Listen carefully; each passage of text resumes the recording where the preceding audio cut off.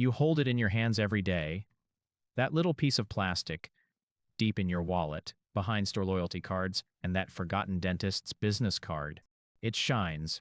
It says Visa or MasterCard on it, often in gold letters, sometimes platinum or premium, just to make you feel important. You take it out at the checkout. You type 3 numbers online. You tap it on the terminal and hear that satisfying sound, approved. And you feel this lightness, like it's not your money, like you just won something. Banks love that sound. They love when you smile and swipe that card. You know why? Because every time you pay with credit, the bank makes money. Not the store. Not you. The bank. And the less you understand how it works, the more they make. Hi, I'm Dollar Dave. And today we have a special episode. We're not talking about stocks. We're not talking about real estate. We're talking about what 80% have in your pocket right now. The credit card. This little piece of plastic is the most expensive thing in your wallet. Not because it costs money, because it can cost you your freedom. Banks love to call credit cards a financial tool, like a hammer or a screwdriver. But you know what happens when you give a hammer to someone who doesn't know how to use it? They hit their own fingers. Again and again and again, every month, every year. And they pay for it. Today I'm going to show you how this hammer works, how not to hit your fingers, and what to do if your fingers are already bruised and they hurt. This video is not about credit cards being evil. It's about making them work for you, not you working for the bank. Because right now, if you have a credit card, you don't pay it off in full every month. You work for the bank. Every single swipe, you're clocking in. Every minimum payment, you're paying rent to them. Let's start at the beginning. Most people think a credit card is just delayed cash. You buy something today, you pay for it later. Simple, right? Wrong. There's a little thing called the grace period. Sounds friendly, right? Like a waiter bringing you a free dessert. Here's how it works.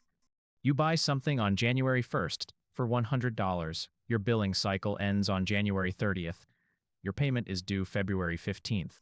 If you pay that $100 by February 15th, you pay 0 interest. Congratulations, you beat the system. But here's where they get you. If you don't pay the full $100, if you pay $99 and leave just $1 unpaid, that grace period, poof, disappears. Now you're paying interest on the entire $100 from the day you bought it, not from the due date, from January 1st. And that interest, it's not friendly, it's not a dessert, it's a monster. Average credit card interest rate in America right now, 22%. 22%. Let me put that in perspective. The stock market averages 10% a year. Warren Buffett averages 20%. Your credit card company charges 22% for lending you money you already spent. That means if you carry debt, you're working harder for the bank than the greatest investor in history works for himself. And they call it credit, like it's a favor. Do the math. You buy a TV for $1,000. You think, I'll pay it off slowly. No big deal. You make the minimum payment every month. Usually that's about $25. At 22% interest, with minimum payments, it will take you 4 years to pay off that TV. 4 years. And you'll pay almost $500 in interest. So that $1,000 TV costs you $1,500 for a TV that's now 4 years old and probably sitting in a landfill. But wait, it gets worse. Let's talk about real numbers. Not a TV, real life. Average credit card debt per household in America, $6,000. Let's say you're that average. $6,000, 22% interest. You make minimum payments every month. How long to pay it off? 18 years. 18 years. You could have a child today, send them to kindergarten, elementary school, middle school, high school, and watch them graduate. And you'd still be paying for that pizza you ate in 2024. How much will you pay in interest over those 18 years? Another $6,000. Double. You pay double. You borrowed $6,000. You pay back $12,000. For what? A vacation you already forgot. Clothes that are out of style. Dinner at a restaurant that closed down. This is the math of hell. And the cruelest part, the more you owe, the harder it is to escape. Because every month, a chunk of your payment doesn't even touch what you borrowed. It just pays the interest. Imagine filling a bucket with water. But the bucket has a hole, a big hole. You pour water in, it flows right out. That's your payment. You send them $100. 40 goes to interest. 60 goes to what you actually owe. Next month, same thing. Because you still owe almost the same amount. The hole doesn't get smaller, you just keep pouring. This is not an accident. This is designed. Banks hire mathematicians, hundreds of them. PhDs, their job, figure out exactly how to keep you paying as long as possible. They know you'll make mistakes. They know you'll forget. They know you'll say just this once. And they built a system that profits from every single just this once. But math is just numbers. The real game is in your head. Why do we use credit cards even when we know they're dangerous? Because they're not designed for your wallet. They're designed for your brain.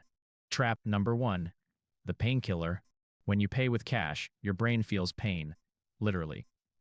MRI studies show that handing over cash activates the same areas as physical pain. Your brain doesn't like losing things. But a credit card? No pain. You swipe, you tap, you click. The money leaves, but you don't feel it leave. It's like anesthesia for your wallet. Banks know this. That's why they made tapping so easy. That's why online checkouts save your card info. That's why they send you a new card before the old one expires. They want the pain gone. Because when the pain is gone, you spend more. Trap number 2, points and cashback. This is genius level manipulation. They give you 1% back on everything you buy. You think, I'm getting paid to spend. No, you're getting paid to spend more. Studies show that people spend 12 to 18% more when they're earning rewards. So you get 1% back, but you spend 15% more. That's not a reward, that's a trap. And who pays for those rewards? The people who don't pay their balance, the ones stuck in the math of hell. Rewards programs are subsidized by the poor. Literally. Your neighbor's interest payments pay for your airline miles. Trap number 3. Minimum payment illusion. The bank sends you a bill. At the bottom, in big friendly numbers, it says, minimum payment due, $25. They don't say, if you pay this, you'll be in debt for 18 years. They don't say, this $25 will cost you $6,000. They say, you only need to pay $25, everything's fine. And you believe them. Because it's easier to believe. Trap number 4. The good customer lie. Pay your minimum on time every month. You get a better credit score. The bank raises your limit. They send you a letter. Congratulations. You're a valued customer. You feel proud. Like you won. But you didn't win. They just gave you more rope. Because higher limit means more room to spend. More room to fall. More interest when you slip. They're not congratulating you. They're preparing you. For the day when life happens. When you lose your job. When the car breaks. When someone gets sick.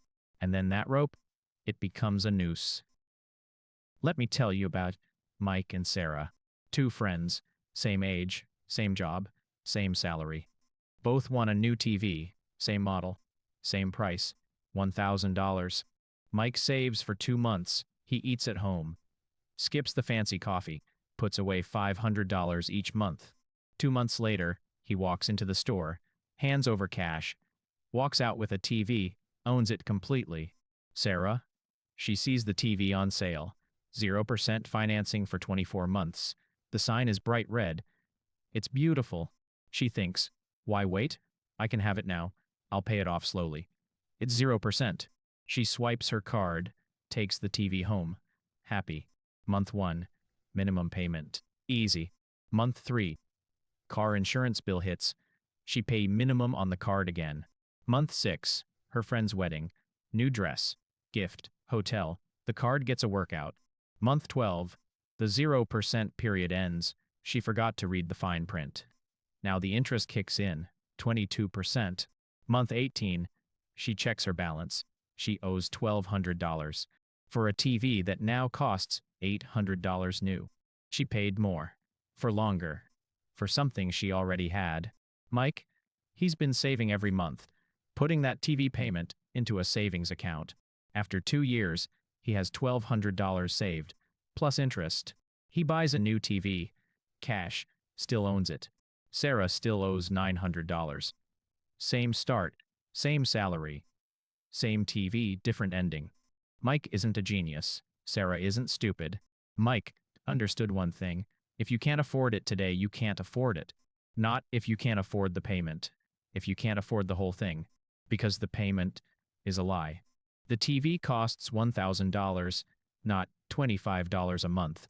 $25 a month for 4 years, $1,500. But the sign never says that.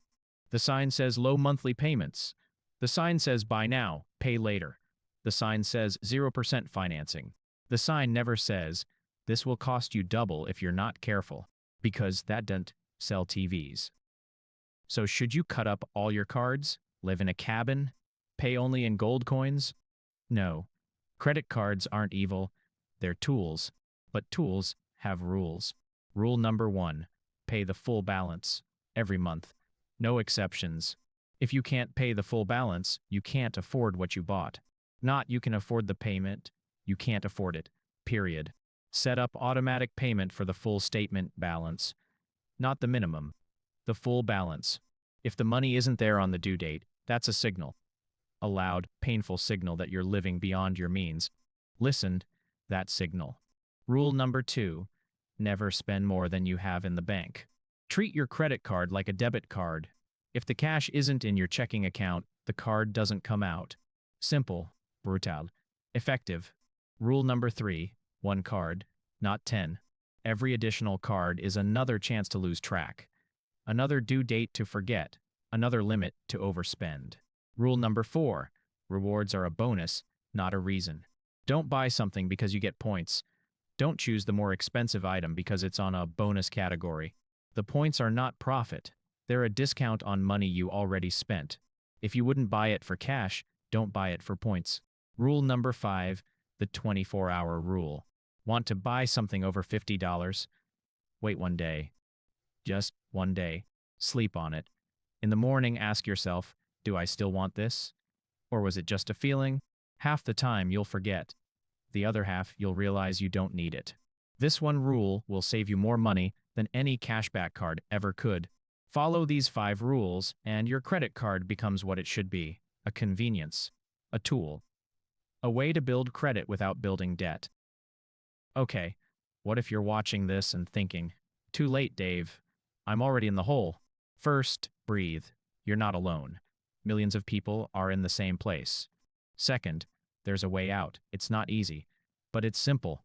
Method 1, the snowball. List all your debts, smallest to largest. Pay minimum on everything. Throw every extra dollar at the smallest debt. When that one's gone, move to the next. Why smallest first? Because psychology matters. You need wins. Small, fast wins to keep going. The snowball works because it keeps you motivated. Method 2, the avalanche. Same idea, but different order. List debts by interest rate. Highest first. Pay minimum on everything. Throw every extra dollar at the most expensive debt. This saves more money in the long run. But the first win takes longer. Choose whichever keeps you going.